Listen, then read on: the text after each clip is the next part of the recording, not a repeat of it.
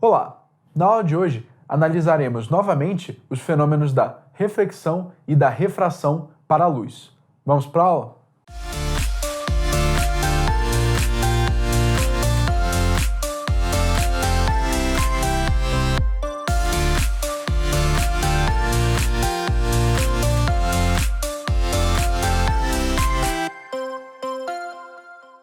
Olá!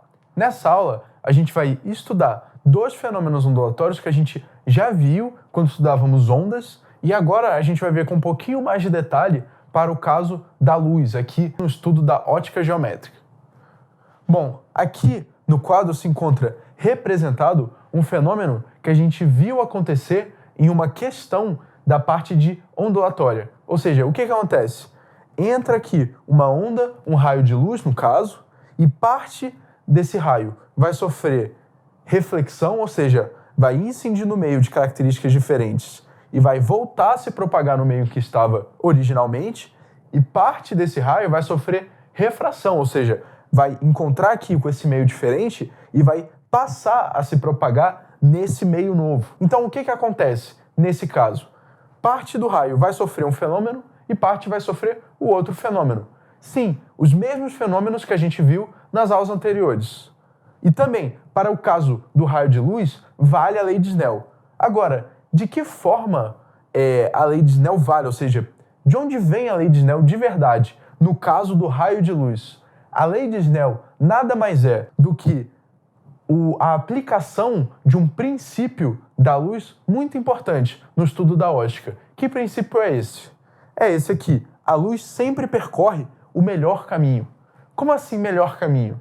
Aqui, nesse contexto, o melhor caminho deve ser entendido como o caminho mais rápido, ou seja, a luz vai sempre percorrer o caminho de tal forma que ela chegue de um ponto a outro no menor tempo possível. Ou seja, a lei de Snell, para o caso da refração, nada mais é do que a luz fazendo um percurso tal que ela chegue de um ponto a outro no espaço no menor tempo possível. Por isso também o fenômeno da propagação retilínea se faz porque em um meio de característica homogênea, ou seja, um meio que não tem variação de refringência, o caminho mais rápido de um ponto a outro no espaço é a linha reta. Por isso que a propagação da luz, no caso daquele princípio da propagação retilínea, é uma reta, porque esse princípio nos garante que entre um ponto a outro, no trajeto da luz de um ponto A para um ponto B, a gente tem a garantia de que a luz sempre vai percorrer o melhor caminho, o caminho mais rápido. Esse princípio a gente vai chamar de princípio de Fermat para a luz. Muito bem, tendo esse esclarecimento da lei de Snell, como é que a gente pode agora analisar mais especificamente os extremos desse cenário, ou seja, variando esse ângulo aqui, o que vai acontecer? O que vai acontecer com a quantidade de raio de luz que sofre reflexão e a quantidade de raio de luz que sofre refração?